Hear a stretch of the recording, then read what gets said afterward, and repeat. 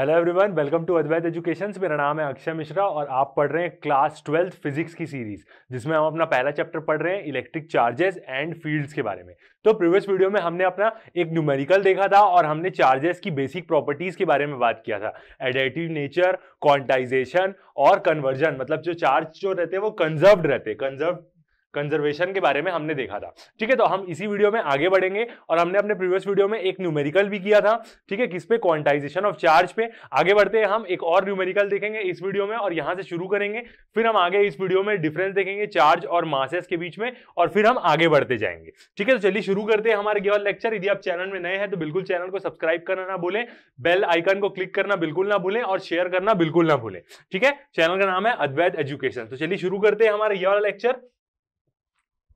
हमने अपना एक न्यूमेरिकल्स कर लिया था प्रीवियस वाली क्लास में। अब हम क्या करेंगे, एक और न्यूमेरिकल बनाएंगे जो क्या होगा, क्वांटाइजेशन ऑफ चार्ज पे क्या रहेगा, बेस्ड रहेगा। ठीक है, तो अपना न्यूमेरिकल देखते हैं हम और ये वाले वीडियो को क्या करते हैं, शुरू करते हैं। तो क्या बोल रहा है, if 10 to the power 9 electrons move out of a body to another body. 10 to the power 9 electrons क्या हो रहे हैं, एक बॉडी से दूसरी बॉडी में जा रहे हैं। ठीक है, एवरी सेकेंड, हर सेकेंड में जा रहे हैं 10 to the power 9 इलेक्ट्रॉन्स एक बॉडी से दूसरी बॉडी में। How much time is required to get a total charge of 1c। मतलब 1c क्या बोल रहा है यहाँ पे, 1 कूलम का टोटल चार्ज निकालने बोल रहा है कि कितना टाइम लगेगा कि वो बॉडी क्या करेगी, एक कूलम का टोटल चार्ज क्या कर लेगी, एक्वायर कर देगी ऑन दी अदर बॉडी। और कितना इलेक्ट्रॉन जा रहा है, 10 to the power 9 इलेक्ट्रॉन्स क्या हो रहे हैं, हर सेकंड जा रहे हैं उस बॉडी में। ठीक है, तो हम क्या करेंगे, सबसे पहले बॉडी का चार्ज देख लेंगे कितना होगा एक सेकंड में, फिर हम टाइम निकाल लेंगे और उसके बाद क्या करेंगे, हम उस टाइम को देखेंगे कि कितना टाइम आ रहा है। ठीक है, तो चलिए सॉल्व करते हैं। तो सबसे पहले फर्स्ट हम अपना पॉइंट लिखते हैं क्या, कि इन 1 सेकेंड कॉमा, एक सेकेंड में क्या बोल रहा है, 10 to the power 9 इलेक्ट्रॉन्स क्या हो रहे हैं, ट्रांसफर हो रहे हैं। ठीक है, ये क्या है, हमारा जो गिवन डाटा है वही चीज हम लिख रहे हैं। ठीक है, इसका मतलब क्या है, ये क्या वैल्यू दिया है हमें, n की वैल्यू दिया है कि कितने नंबर ऑफ क्या हो रहे हैं, इलेक्ट्रॉन्स क्या हो रहे हैं, ट्रांसफर हो रहे हैं। और क्या बोल रहा है वो, एक सेकेंड में हो रहा है बोल रहे हैं। ठीक है, तो अब हम यहां से नेक्स्ट चीज क्या निकाल सकते हैं, therefore charge on body, charge क्या बॉडी में एक सेकेंड में कितना चार्ज आ रहा है, charge given out in 1 second. ठीक है, तो ये तो हमें नंबर ऑफ इलेक्ट्रॉन्स बताया। अब एक सेकेंड में उस बॉडी में हम कितना चार्ज दे रहे हैं वो देख लेते हैं, क्योंकि तभी हम निकाल पाएंगे कि एक कूलम चार्ज हम कितने टाइम में उस बॉडी पे दे पाएंगे, जब हमें पता चल जाएगा कि हम एक सेकेंड में उस बॉडी में कितना चार्ज दे रहे हैं। हमें पता है कि 10 to the power 9 इलेक्ट्रॉन्स हम क्या कर रहे हैं, उस बॉडी को हर सेकेंड दे रहे हैं। ठीक है, तो एक charge given out in 1 second, तो क्या हो जाएगा, क्यू हमारा चार्ज, और कितने में, नीचे क्या है, 1 सेकेंड। इसका मतलब कि बॉडी में चार्ज कितना आ रहा है, एक सेकंड में। और नॉर्मल हम अपना फॉर्मूला लगा देंगे, क्वांटाइजेशन ऑफ चार्ज का क्या होता है, n इंटू ई। ठीक है, n क्या होगा हमारा, दिया हुआ है हमें 10 to the power 9। ठीक है, और e की वैल्यू क्या होगी हमारी, 1.6 इंटू 10 to the power -19। ठीक है, अब हम क्या कर रहे हैं, यहां पे हम क्या ले रहे हैं, वैल्यू नहीं ले रहे पॉजिटिव नेगेटिव, क्योंकि हमें बताया नहीं कि कौन सा चार्ज है, वो पॉजिटिव चार्ज है कि नेगेटिव चार्ज है। ठीक है, 10 to the power 19। अब हम इसको सॉल्व करेंगे तो हमारा क्या आ जाएगा, Q कितना, चार्ज हमारा एक सेकंड में। ठीक है, सॉल्व करते हैं तो 1.6 नॉर्मल हम लिख देते हैं और 10 to the power वाली चीजों को सॉल्व करते हैं। 9 हट जाएगा तो क्या आएगा, 10 to the power -10। ठीक है, इतना क्या आएगा, इतना कूलम चार्ज आ रहा है कितना, पर सेकेंड में, कूलम्स पर सेकेंड इसकी यूनिट होगी। ठीक है, तो ये चीज हो गई। अब उसके बाद हम क्या करेंगे, टाइम देखेंगे। तो अब इसको क्या करेंगे, पॉज करके नोट कर लेंगे, और क्या आ रहा है, इतना चार्ज उस बॉडी में ट्रांसफर हो रहा है कितना, एक सेकंड में, इतना कूलम ऑफ चार्ज एक सेकंड में एक बॉडी दूसरे बॉडी को ट्रांसफर कर रही है, जिसमें कितने इलेक्ट्रॉन्स लग रहे हैं, 10 to the power 9 इलेक्ट्रॉन्स लग रहे हैं। ठीक है, अब हमें देखना है कि एक कूलम चार्ज के लिए कितना टाइम लगेगा। ठीक है, तो इसको हम क्या करते हैं, रब करते हैं। हमें पता चल गया कि एक सेकंड में वो बॉडी कितना चार्ज दे रही है उसको। अब हम क्या करेंगे, नेक्स्ट चीज लिखेंगे, टाइम रिक्वायर्ड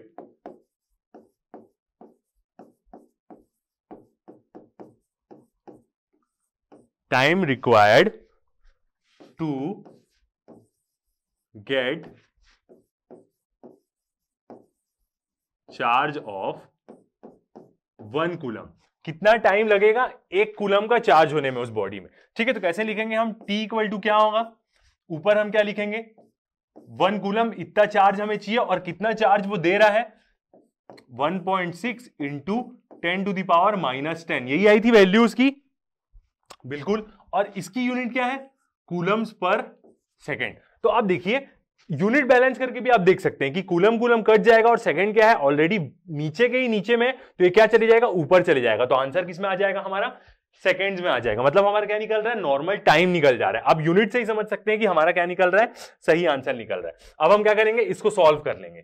तो कितना आएगा, 1.6 है, 1 डिवाइड बाय 1.6 की वैल्यू क्या होती है 0.625, ठीक है, इंटू और क्या है 10⁻⁻10, नीचे ऊपर जाएगा प्लस हो जाएगा तो 10⁻10। ये कितना आ रहा है, ये इतना क्या आया, सेकंड्स में आएगा अब इसका यूनिट, क्योंकि कूलम्स और कूलम्स क्या हो जाएंगे आपस में कैंसल आउट हो जाएंगे। तो कितना आया, ये हमारा आ गया टाइम आ गया, किसमें, सेकंड्स में, 0.625 इंटू 10⁻10 सेकंड्स। अब हमें क्या करना पड़ेगा, इस टाइम को हम क्या करेंगे, ईयर में निकाल लेंगे कि कितना टाइम लगेगा। तो ईयर में निकालने के लिए क्या करना पड़ेगा, T इज इक्वल टू क्या 0.625 इंटू 10⁻10, और यदि हम इसको ईयर में निकालना चाहते हैं तो डिवाइड कर देंगे।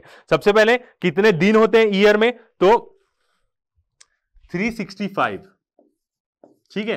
कितने घंटे होते हैं सेकंड्स में है, तो उसको हमें चेंज करना पड़ेगा। कितने घंटे होते हैं एक दिन में, 24, ठीक है। और एक दिन में कितने मिनट होते हैं 60, मतलब एक घंटे में कितने, एक दिन में कितने घंटे हुए 24, ठीक है। 24 घंटे हैं तो एक घंटे में कितने मिनट होते हैं 60, और एक मिनट में कितने सेकंड्स होते हैं 60 सेकंड्स होते हैं। तो 60 इंटू 60 होगा, बट दोनों को मैं क्या करता हूं मल्टीप्लाई करके लिख देता हूं, तो कितना हो जाएगा 3600, ठीक है। अब आप जैसे ही इसको सॉल्व करेंगे तो ये जो आंसर आएगा ये किस में आएगा, ईयर्स में आएगा। तो कितना आ रहा है हमारा T इक्वल टू, जैसे हम इसको सॉल्व करेंगे 198.1 ईयर आएगा, एग्जैक्ट सॉल्व करेंगे, ठीक है। राउंड ऑफ करके लिखेंगे तो कितना आ जाएगा, T is equal to 200 years. मतलब क्या लगेंगे, 200 साल लगेंगे उसको 1 कूलम का चार्ज एक्वायर करने में, ठीक है। तो आप देख सकते हैं कि कितना ज्यादा टाइम लगेगा, उसको 200 साल लगेगा यदि 10⁻9 इलेक्ट्रॉन ही दे रहा है एक बॉडी से दूसरे बॉडी में, तो 200 ईयर्स उसको लग जाएंगे। इसलिए हम देख सकते हैं कि 1 कूलम का चार्ज क्या होता है, बहुत बड़ा होता है। जनरली हम मिली कूलम, माइक्रो कूलम्स हम यूज करते हैं। मतलब 1 कूलम क्या है, बहुत सारे प्रैक्टिकल पर्पस के लिए क्या होता है, बहुत बड़ा होता है चार्ज, ठीक है। तो ये वाला क्वेश्चन भी हमारा बन गया। आगे बढ़ते हैं, नोट कर लेंगे आप इसको पॉज करके, फिर आगे बढ़ते हैं, ठीक है। अब नोट पॉइंट देखते हैं। तो फर्स्ट नोट पॉइंट हमें क्या बोलता है, 1 coulomb is generally a very large unit, ठीक है। तो हम पिछले वाले न्यूमेरिकल से देख के समझ सकते हैं कि 1 कूलम का चार्ज क्या होता है, बहुत बड़ी यूनिट होती है। फॉर मेनी प्रैक्टिकल पर्पसेस, बहुत सारे प्रैक्टिकल पर्पस के लिए क्या होता है, 1 कूलम का जो चार्ज होता है वो क्या होती है, बहुत बड़ी यूनिट होती है।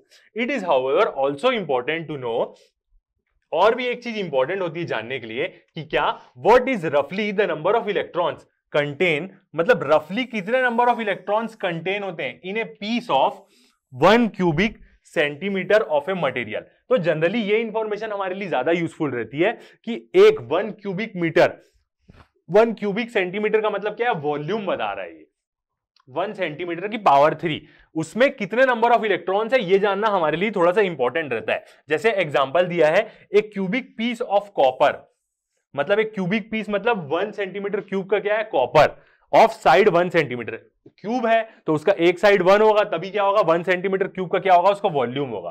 कंटेन्स अबाउट 2.5 इंटू 10⁻24 इलेक्ट्रॉन्स, मतलब एक क्यूबिक सेंटीमीटर कॉपर के ब्लॉक में ही कितने इलेक्ट्रॉन्स रहते हैं, 2.5 इंटू 10⁻24 इलेक्ट्रॉन्स, मतलब देख सकते हैं आप कितने सारे इलेक्ट्रॉन्स रहते हैं उसमें, ठीक है। तो यही इसमें यहां का मेन मोटिव यही था बताने का कि कूलम क्या होता है, सारे प्रैक्टिकल पर्पस के लिए 1 कूलम का चार्ज क्या होता है, बहुत बड़ा होता है। हम जनरली मिली और माइक्रो कूलम लेते हैं, कितना होता है यूनिट वो भी हम देख लेंगे। मिली मतलब 10⁻³ और माइक्रो मतलब 10⁻⁶ होता है। अभी हम देखेंगे वो चीज, ठीक है। तो अब हम आगे बढ़ते हैं, नेक्स्ट टॉपिक में जाते हैं, हमारा डिफरेंस देखते हैं किसके बीच में, चार्ज और मास के बीच में, कि क्या क्या डिफरेंस होता है, ठीक है।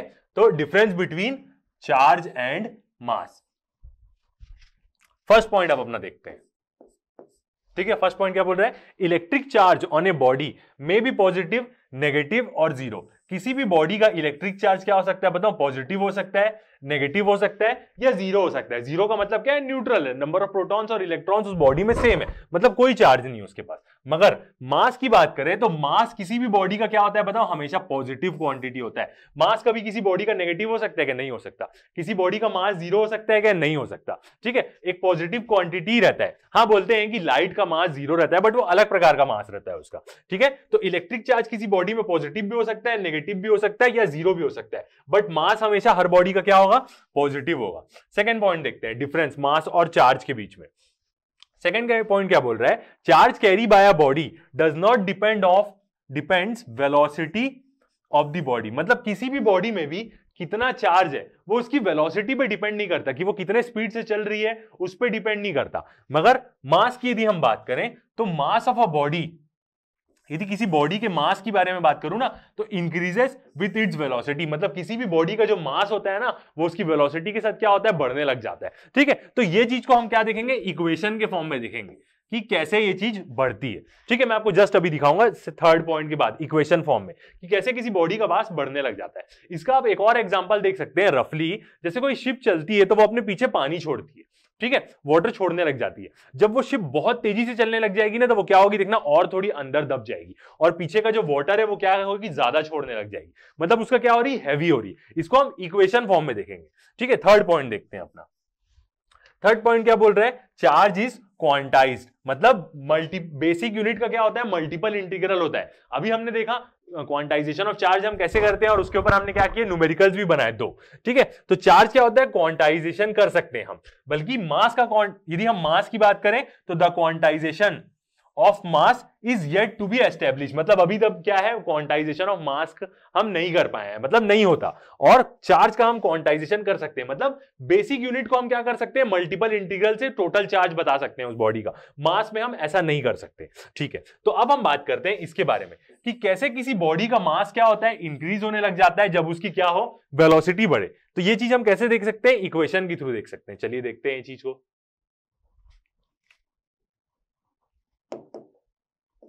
ठीक है, तो यदि मैं इक्वेशन की बात करूं ना, तो इक्वेशन क्या होती है बताओ, m equal to m0 divide by under root 1 minus v square by c square, ठीक है। ये क्या होती है, मास की इक्वेशन होती है। अब यदि यहां पे मैं अलग अलग टर्म की बात करूं तो ये m क्या है हमारा, mass of body at rest. जब बॉडी रेस्ट में होगी तो उसका क्या मास होगा, ये वो बताता है, ठीक है। यदि नीचे v की बात करूं तो ये v क्या है हमारा, किस वेलोसिटी से बॉडी चल रही है, वेलोसिटी ऑफ बॉडी, ठीक है। c की बात करूं तो ये क्या है, जब लाइट की वेलोसिटी किसमें, वैक्यूम में, velocity of light,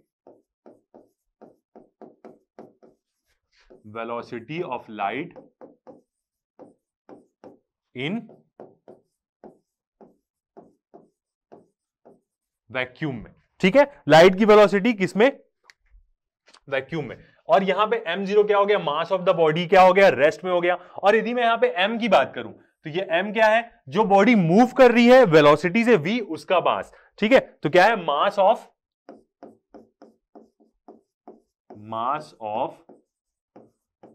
moving body with velocity v, यही वाली v से जो बॉडी क्या कर रही है, मूव कर रही है, उसका मास, ठीक है। और m0 क्या है, जब बॉडी रेस्ट में थी तो उसका मास क्या था। ठीक है, अब यदि हम इस इक्वेशन को देखें तो यदि इस इक्वेशन में हमने क्या देखा कि कोई भी बॉडी का जब वेलोसिटी बढ़ती तो क्या हो जाता है, उसका मास क्या होता है, बढ़ने लग जाता है। ठीक है, तो इस इक्वेशन से देखते हैं, यदि ये v की वैल्यू बढ़ेगी, ठीक है, तो मैं आपको लिख के समझाता हूं कैसे। यदि वेलोसिटी की वैल्यू क्या होगी ना, इंक्रीज होगी, तो इसका मतलब क्या होता है, यदि वेलोसिटी की वैल्यू बढ़ेगी तो ये जो फ्रैक्शन है v square by C square, इसकी क्या होगी, वैल्यू इंक्रीज होगी। बिल्कुल, v square by C square की वैल्यू भी क्या होगी, इंक्रीज होगी। ऑब्वियस ही बात है, ऊपर वाली टर्म बढ़ेगी तो नीचे वाली मतलब ओवरऑल टर्म का जो वैल्यू आएगी वो क्या आएगी, बड़ी आएगी। ऊपर वाली टर्म बढ़ रही है, पहले छोटी थी, ऊपर v की वैल्यू बढ़ रही है, तो ये जो फ्रैक्शन की वैल्यू है वो क्या होने लग जाएगी, बड़ी होने लग जाएगी कुल मिला के। ठीक है, अब उसके बाद यदि ये फ्रैक्शन की वैल्यू बड़ी होगी और यदि मैं उसको 1 से माइनस करता हूं तो 1 minus V square by C square की वैल्यू क्या होगी, देखते हैं। यदि इसकी वैल्यू बड़ी होती है और मैं 1 से माइनस करता हूं तो इसकी वैल्यू क्या होगी, छोटी होगी। 1 minus V square by C square की वैल्यू क्या होने लग जाएगी, छोटी होने लग जाएगी। कैसे, एग्जांपल से समझ सकते हैं। यदि इसकी वैल्यू आती है 0.2 तो 1 से माइनस करेंगे तो कितनी वैल्यू हो जाएगी, 0.8। यदि इसकी वैल्यू आती है 0.3, 1 से माइनस करेंगे तो कितनी हो जाएगी, 0.7। ठीक है, तो देखिए 0.8 0.7 मतलब इसकी 1 minus V square C square की वैल्यू क्या हो रही है, कम हो रही है। ठीक है, तो ये भी समझ में आ गया। अब उसके बाद जब इसकी वैल्यू कम होगी 1 minus V square by C square, तो उसके जो रूट है उसकी भी वैल्यू क्या होगी, और कम होने लग जाएगी। जो उसका रूट निकालेंगे हम, उसकी भी वैल्यू क्या होने लग जाएगी, कम हो जाएगी। तो under root 1 minus V square by C square की भी वैल्यू क्या होगी, पता है, कम होने लग जाएगी। टोटल इसकी भी वैल्यू क्या हो जाएगी, कम होने लग जाएगी। अब जब इस इक्वेशन में ये पूरी टर्म की वैल्यू कम होने लग जाएगी तो मास की वैल्यू बढ़ जाएगी, क्योंकि इनवर्सली प्रोपोर्शनल है ये दोनों टर्म। तो इसकी पूरी वैल्यू कम होगी तो मास की वैल्यू बढ़ जाएगी। इसका मतलब क्या होगा कि मास क्या होगा हमारा, मास की वैल्यू क्या होगी, बढ़ जाएगी। ठीक है, तो आप ये इक्वेशन से देख सकते हैं कि कैसे मास की वैल्यू बढ़ेगी। फिर से एक बात, यदि मैं v की वैल्यू बढ़ाता हूं तो ये जो पूरे टर्म की वैल्यू है क्या होगी, इंक्रीज होगी। जैसे जैसे v की वैल्यू बढ़ेगी ये पूरे टर्म की वैल्यू क्या होगी, इंक्रीज होगी। जैसे जैसे ये टर्म की वैल्यू इंक्रीज होगी, 1 से मैं उसको माइनस करूंगा तो ये पूरे टर्म की 1 minus V square C square की वैल्यू क्या होगी, डिक्रीज होने लग जाएगी। और रूट के अंदर है तो वो क्या होगी, और डिक्रीज होगी उसकी वैल्यू। जब ये पूरी वैल्यू डिक्रीज होगी तो इसका मतलब क्या है, मास की वैल्यू क्या हो जाएगी, इंक्रीज हो जाएगी। तो ये चीज प्रूफ हुई कि यदि कोई बॉडी मतलब स्पीड मतलब मास किसी भी बॉडी का क्या होता है, वेलोसिटी के साथ वेरी करता है। जैसे जैसे वेलोसिटी बढ़ती जाएगी बॉडी का मास क्या हो जाता है, बढ़ने लग जाता है। ठीक है, तो ये हमने प्रूफ किया। आगे बढ़ते हैं, दो और डिफरेंस देखते हैं मास और चार्ज के बीच में। ठीक है, तो फोर्थ वाला 13 डिफरेंस हमने देख लिया था। फोर्थ क्या बोल रहा है, electric charge is always conserve. ठीक है, इलेक्ट्रिक चार्ज क्या रहता है, हमेशा कंजर्व्ड रहता है। दो बॉडी के पास, एक के पास 5 चार्ज है, एक के पास 5 चार्ज है, दोनों आपस में इंटरेक्शन करेंगे, वो पूरा एक को 10 दे देगा या ये इसको 10 दे देगा, कुल मिला के वो 10 का ही लेन देन करेंगे, क्योंकि दोनों के पास 5-5 है। ऐसा नहीं कि दोनों के पास 5-5 है तो लोग 20-25 का लेन देन करते हैं, ऐसा नहीं कर सकते। ठीक है, तो इलेक्ट्रिक चार्ज क्या रहता है, हमेशा कंजर्व्ड रहता है। बोला जाए तो मास भी कंजर्व्ड रहता है, बट क्या होता है, मास ना एनर्जी में चेंज हो जाता है। इसलिए जब हम चार्ज के साथ उसका डिफरेंस देखेंगे तो हम क्या बोल सकते हैं कि मास कंजर्व नहीं है। ऐसे तो मास भी can neither be created can not be destroy, but क्या होता है, मास क्या होता है, एनर्जी में कन्वर्ट हो जाता है। जो आइंस्टाइन की इक्वेशन रहती है क्या, E is equal to mc square देखा जाए तो मास क्या होता है, एनर्जी में कन्वर्ट हो जाता है। तो mass is not conserve as it can be change into energy and vice versa. ठीक है, इसको हम एक और चीज से कहां जान सकते हैं, मतलब जब एकदम इनिशियली जब हमारा यूनिवर्स बन रहा था बिग बैंग के टाइम में, तो बोलते हैं एक छोटी सी क्या थी, सिंगुलैरिटी थी। उस समय क्या था ना, इतना टेम्परेचर था कि एनर्जी और मास लगभग इक्विवेलेंट थे। मतलब मास क्या है और एनर्जी क्या है हम बता नहीं सकते थे, दोनों सेम चीज थी। ठीक है, तो मास ऐसे तो कंजर्व्ड रहता है, मगर भी हम उसको चार्ज के साथ कंपेयर करें तो वो कंजर्व नहीं बोल सकते, क्योंकि वो एनर्जी में कन्वर्ट हो जाता है।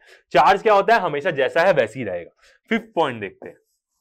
फिफ्थ पॉइंट क्या बोल रहा है, फोर्सेस बिटवीन चार्जेस। यदि दो चार्ज के बीच की हम फोर्स की बात करें ना, तो कैन बी आइदर अट्रैक्टिव और रिपल्सिव। जो चार्जेस के बीच की फोर्सेस होती है ना, वो अट्रैक्टिव भी हो सकती है, रिपल्सिव भी हो सकती है। कैसे, दो पॉजिटिव चार्ज ले लिए आपस में लेके आए तो वो क्या करेंगे, एक दूसरे को रिपेल करेंगे। दो नेगेटिव चार्ज भी आपस में लेके आए तो भी वो एक दूसरे को रिपेल करेंगे। यदि एक पॉजिटिव और एक नेगेटिव चार्ज को मैं पास में लेके आया तो दोनों क्या करेंगे, एक दूसरे को अट्रैक्ट करेंगे। ठीक है, as charges are unlike and like charges, मतलब चार्जेस क्या होते हैं, अनलाइक चार्जेस और लाइक चार्जेस होते हैं। मगर यदि हम मास की बात करें तो मास में क्या बोला, the gravitational forces between two masses is always attractive. Gravitational forces क्या होती है, दो मास के बीच में हमेशा क्या होती है, अट्रैक्टिव होती है। सेम इन्हीं दोनों पॉइंट से क्या डिफरेंस होता है बताऊं, न्यूटन्स की ग्रेविटेशनल लॉ में और कूलम्स लॉ में, दोनों लगभग सेम चीज है। ये कूलम्स लॉ, ये क्या है, ग्रेविटेशनल लॉ, बट इसमें क्या हो सकता है, अट्रैक्शन भी हो सकता है, रिपल्शन भी हो सकता है। बट ग्रेविटेशनल लॉ या न्यूटन्स लॉ के बारे में बात करें तो उसमें सिर्फ अट्रैक्शन होता है। और एक और तरीका देखा जाए तो ग्रेविटेशनल फोर्स से बहुत ज्यादा 10⁻39 टाइम्स ज्यादा स्ट्रॉन्गर रहती है इलेक्ट्रिक फोर्स। ठीक है, तो दो चार्जेस के बीच में अट्रैक्टिव नेचर भी हो सकता है, रिपल्सिव भी हो सकता है, बट दो मासेस के बीच में क्या होगा, सिर्फ अट्रैक्टिव नेचर होगा। तो ये क्या हुआ हमारा एक डिफरेंस। ठीक है, आगे बढ़ते हैं। अब हम देखते हैं अपनी कूलम्स लॉ के बारे में कि कूलम्स लॉ की हमारी क्या स्टेटमेंट है और वो क्या बोलती है। ठीक है, तो कूलम्स लॉ, या इसको हम क्या बोलते हैं, किसी दो पॉइंट चार्जेस के बीच में जो हम इलेक्ट्रोस्टैटिक फोर्स कैलकुलेट करते हैं, एक चार्ज किसी दूसरे चार्ज पे कैसी फोर्स लगाएगा और वो चार्ज इस चार्ज के ऊपर कैसी फोर्स लगाएगा, उस फोर्स के बारे में हम क्या करते हैं, बात करते हैं। ठीक है, तो फर्स्ट पॉइंट देखते हैं कूलम्स लॉ क्या होती है। Coulomb's law is a quantitative statement about the force between two point charges. मतलब एक प्रकार की क्या है, क्वांटिटेटिव स्टेटमेंट है। मतलब हम क्या कर सकते हैं, यहां से दो चार्जेस के बीच का हम क्या करते हैं, मैग्नीट्यूड निकालते हैं कि एक चार्ज किसी दूसरे चार्ज के ऊपर कैसी फोर्स, या हम उसको बोले इलेक्ट्रोस्टैटिक फोर्स लगा रहा है, और उसका मैग्नीट्यूड क्या है, यहां पे हम वो कैलकुलेट करते हैं, मतलब टर्म्स के फॉर्म में। जब यदि हमें उसका डायरेक्शन निकालना हो तो हम Coulomb's law in vector form में देखते हैं। ठीक है, तो कूलम्स लॉ क्या है, एक प्रकार की क्वांटिटेटिव स्टेटमेंट है about the force between two point charges, दो पॉइंट चार्जेस के बीच में।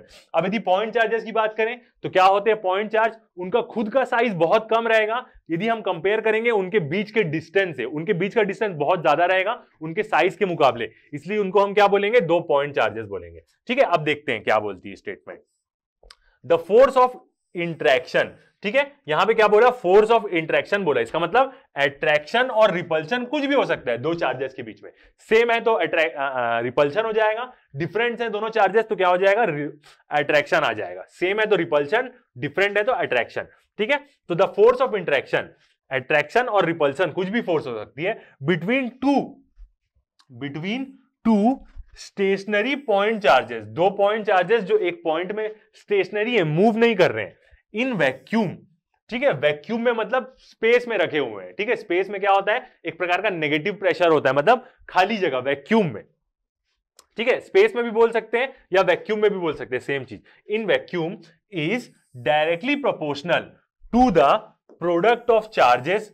क्या होगा, डायरेक्टली प्रोपोर्शनल होगा क्या, प्रोडक्ट ऑफ चार्जेस। इसका मतलब जो फोर्स के बारे में बात कर रहा है वो क्या बोल रहा है, directly proportional product of charges Q1 और Q2 बोल रहा है। ठीक है, and inversely proportional to the square of distance between them, inversely proportional to the square of distance between them, R square. Same ये लॉ कैसी रहती है, न्यूटन्स लॉ ऑफ ग्रेविटेशन के टाइप की ही रहती है, बस वहां पे क्या होती है, सिर्फ अट्रैक्टिव फोर्स होती है, यहां पे अट्रैक्शन रिपल्शन दोनों हो सकता है। वहां पे क्या होता है, Q1 और Q2 के बदले M1 M2 रहता है, और कांस्टेंट की वैल्यू यहां पे अलग होगी जो हम कांस्टेंट लेते हैं। ठीक है, तो क्या बोल रहा है, the force of attraction between two stationary point charges, दोनों चार्जेस रुके हुए हैं, in vacuum is directly proportional to the product of charges, दोनों चार्जेस का प्रोडक्ट, मतलब दोनों चार्जेस को हम मल्टीप्लाई कर रहे हैं, एंड इनवर्सली प्रोपोर्शनल, अपॉन में लिखना है और प्रोपोर्शनलिटी का साइन रहेगा, to the square of distance between them. ठीक है, मतलब दोनों के बीच का डिस्टेंस। ठीक है, तो ये हुआ क्या, हमारी लॉ सेम क्या है, लॉ ऑफ ग्रेविटेशन जैसी ही है ये वाली लॉ, बस क्या है, M1 के बदले Q1 है और कांस्टेंट की वैल्यू अलग होगी। तो हम देख सकते हैं दो चार्जेस यहां पे क्या है, Q1 और Q2, दोनों क्या है, स्टेशनरी है, मूव नहीं कर रहे हैं, और दोनों चार्जेस क्या हो रहे हैं, अट्रैक्टिव फोर्स दे रहे हैं। इसका मतलब हमें फोर्स देख के समझना है कि जब दोनों एक दूसरे को अट्रैक्ट कर रहे हैं, इसका मतलब जरूर ये अनलाइक चार्जेस होंगे, मतलब या तो एक पॉजिटिव होगा और दूसरा नेगेटिव होगा, एक पॉजिटिव और एक नेगेटिव होगा। यदि दोनों पॉजिटिव होते तो दोनों उल्टी दिशा में भागते, तो इसका मतलब क्या होता, तो हम फोर्सेस देख के बता सकते हैं कि कैसे चार्जेस है। यहां पे क्या होगा, एक पॉजिटिव होगा और एक नेगेटिव होगा, तभी वो एक दूसरे को क्या कर रहे हैं, अट्रैक्ट कर रहे हैं, स्टेशनरी चार्जेस है। ठीक है, तो ये फोर्स कैसे निकालेंगे हम, जो डायरेक्टली प्रोपोर्शनल होगी दोनों के प्रोडक्ट ऑफ देयर चार्जेस, मतलब दोनों चार्जेस का मल्टीप्लीकेशन और डिवाइड कर देंगे आर स्क्वायर के, डायरेक्टली प्रोपोर्शनल है तो हम क्या करेंगे, एक कांस्टेंट का भी साइन हमें क्या करना पड़ेगा, यहां पे डालना पड़ेगा। तो डायग्राम हमने समझा, Q1 और Q2 चार्ज, दोनों के बीच का डिस्टेंस कहां से शो हुआ है, R से शो हुआ है, और ये दोनों चार्जेस का बीच का डिस्टेंस बहुत ज्यादा है, इसलिए ये दोनों क्या है, पॉइंट चार्जेस है अपने, उनका साइज बहुत कम है।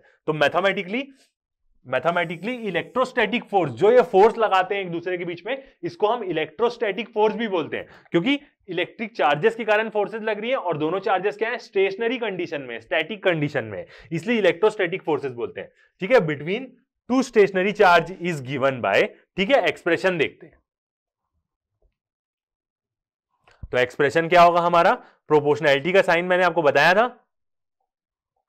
लॉ क्या बोलती है, लॉ बस प्रोपोर्शनैलिटी के बारे में बताती है, F is directly proportional to Q1 Q2 by r square, ये लॉ है। तो प्रोपोर्शनैलिटी का साइन हटाने के लिए हमें क्या करना पड़ेगा, एक कांस्टेंट डालना पड़ेगा, तो क्या हो जाएगा, K आ जाएगा, और प्रोपोर्शनैलिटी का साइन हट के क्या लग जाएगा, इक्वल टू लग जाएगा। तो F is equal to K Q1 Q2 by r square. ठीक है, और ये Q1 Q2 को हमने मॉड में क्यों रखा है, ताकि वो क्या है, टोटल कुल मिला के वैल्यू पॉजिटिव है। ठीक है, भले दोनों चार्जेस में से एक चार्ज पॉजिटिव हो और एक चार्ज नेगेटिव हो, यदि दोनों में से एक चार्ज पॉजिटिव और एक नेगेटिव रहेगा तो इसकी वैल्यू नेगेटिव में आ जाएगी, नहीं, बट फोर्स जो दोनों एक दूसरे पर एक्सर्ट कर रहे हैं वो फोर्स पॉजिटिव ही होगी, क्योंकि अभी हम सिर्फ मैग्नीट्यूड देख रहे हैं, इसलिए इसको हम मॉड में रखें, ताकि दोनों को जब हम मल्टीप्लाई करें तो कुल मिला के सारी वैल्यू क्या है, पॉजिटिव है।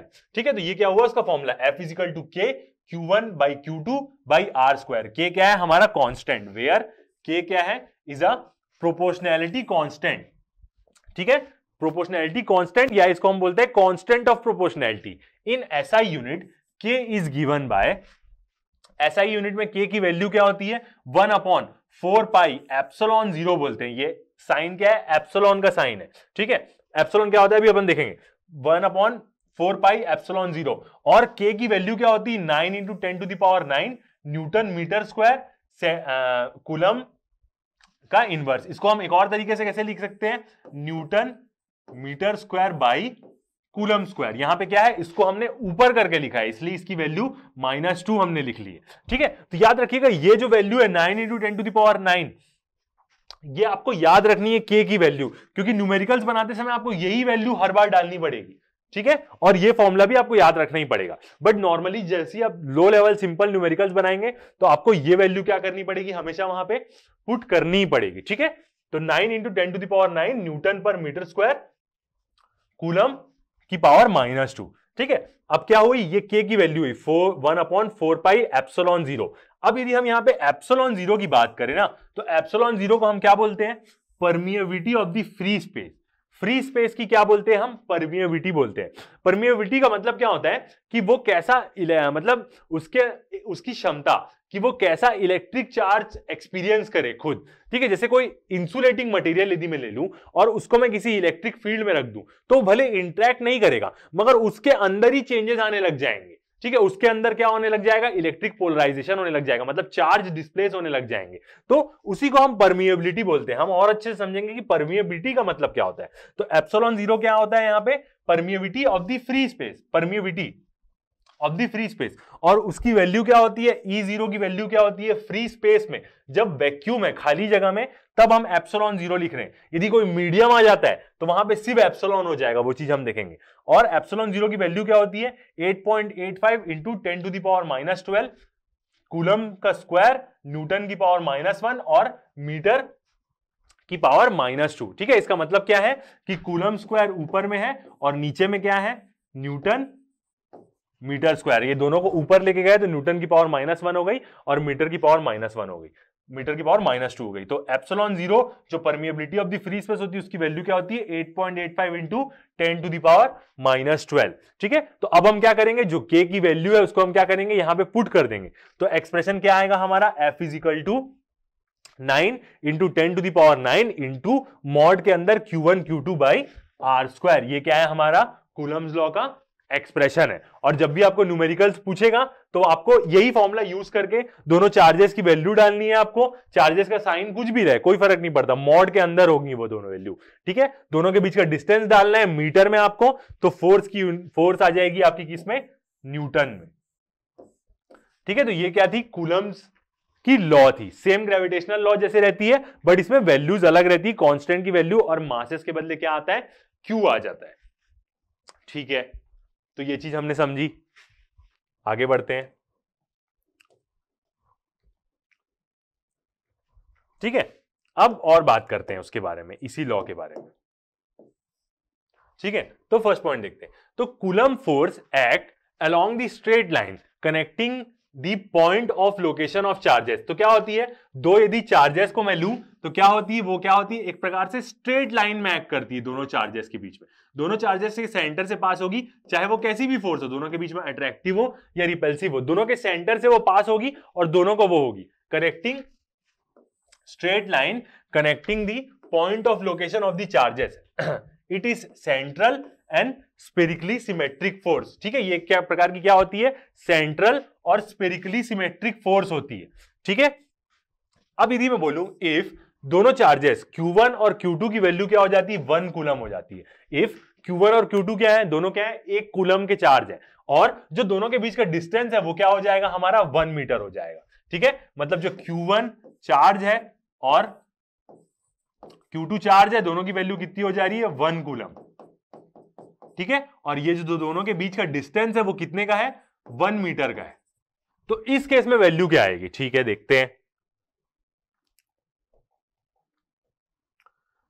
दोनों की वैल्यू क्या आएगी, पुट कर देंगे। F is equal to 9 into 10 to the power 9, ये क्या है, K की वैल्यू है जो आपको याद रखनी है, परमिएबिलिटी की वैल्यू मतलब कांस्टेंट ऑफ प्रोपोर्शनैलिटी की वैल्यू है, और दोनों Q1 और Q2 की वैल्यू क्या होगी, 1 इंटू 1। अभी मॉड नहीं लगा रहे हैं क्योंकि दोनों पॉजिटिव है, और दोनों के बीच की डिस्टेंस क्या है, 1 मीटर। तो यहाँ पे R की वैल्यू रख दी 1 स्क्वायर, तो F इजिकल टू कितना आ जाएगा, 9 into 10 to the power 9 newton आ जाएगा। मतलब देखिए 1 कूलम चार्ज में वो कितनी ज्यादा फोर्स लगा रहा है, 9, और 9 के पीछे कितने सारे 9 जीरो है एक प्रकार से देखा जाए तो। ठीक है, इतनी ज्यादा फोर्स लगा रहा है क्या, सिर्फ 1 कूलम का चार्ज, इसलिए बोला जाए ना, तो आई 1 कूलम इज द चार्ज।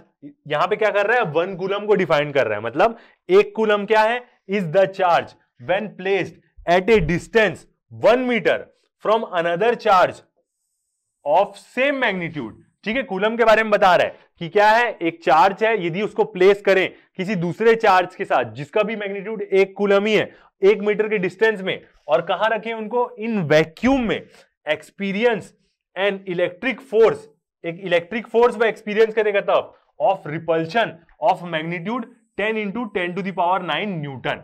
यहां पे क्या बोला, फोर्स ऑफ रिपल्शन बोला। रिपल्शन क्यों बोल रहा है, क्योंकि दोनों चार्जेस क्या है, सेम मैग्नीट्यूड के। देखिए Q1 और Q2 क्या है, दोनों क्या है, सेम मैग्नीट्यूड के। इसका मतलब क्या होगा, यहां पे दोनों पॉजिटिव चार्जेस वो कंसीडर कर रहा होगा। ठीक है, तो सेम मैग्नीट्यूड के चार्जेस है, तो क्या होगा, इसलिए रिपल्शन यहां पे बोल रहा है क्योंकि दोनों सेम है, of magnitude 9 into 10 to the power 9 newton, इसी के बारे में बोल रहा है। यदि 2 कूलम का चार्ज लूंगा तो इतनी ज्यादा वो आपस में फोर्स एक्सपीरियंस करेंगे दोनों। ठीक है, फिर next point, coulomb is a bigger unit. जो मैं हमेशा बोलते हुए चल रहा हूं, कूलम क्या होती है, एक प्रकार की बिगर यूनिट होती है। इन प्रैक्टिस यदि हम नॉर्मल बात करें तो हम स्मॉलर यूनिट्स यूज करते हैं, जैसे MC। ठीक है, MC का मतलब क्या होगा, मिली कूलम, और वो क्या होता है, 10 टू द पावर -3 कूलम होता है। और दूसरी क्या यूनिट होती है, म्यू सी। मिली कूलम से छोटा होगा और माइक्रो सबसे छोटा होगा, म्यू सी बोलते हैं उसको। म्यू मतलब माइक्रो, म्यू सी को हम क्या बोलते हैं, माइक्रो कूलम, और इसकी वैल्यू क्या होती है, 10 टू द पावर -6 कूलम होती है। तो याद रखिएगा, -3 -6, -3 मतलब मिली कूलम, -6 मतलब माइक्रो कूलम। ठीक है, मिली और माइक्रो, तो ये कूलम तो यूनिट बहुत बड़ी होती है, हम मिली और माइक्रो में क्या करते हैं, यूज करते हैं। ठीक है, तो अभी तक के लिए इतना ही, थैंक यू। नेक्स्ट लेक्चर में हम देखेंगे क्या कि जो परमिएबिलिटी और डाइलेक्ट्रिक कांस्टेंट के बारे में हम देखेंगे। ठीक है, कि क्या होता है डाइलेक्ट्रिक कांस्टेंट, और यदि किसी मीडियम में बॉडी रखी है, दो ऑब्जेक्ट्स यदि मीडियम में रखे हुए तब उनमें फोर्सेस क्या होंगी, और एप्सिलॉन 0 की वैल्यू कैसे E बन जाती है, वो चीज के बारे में हम देखेंगे। ठीक है, तो अभी तक के लिए इतना ही, थैंक यू।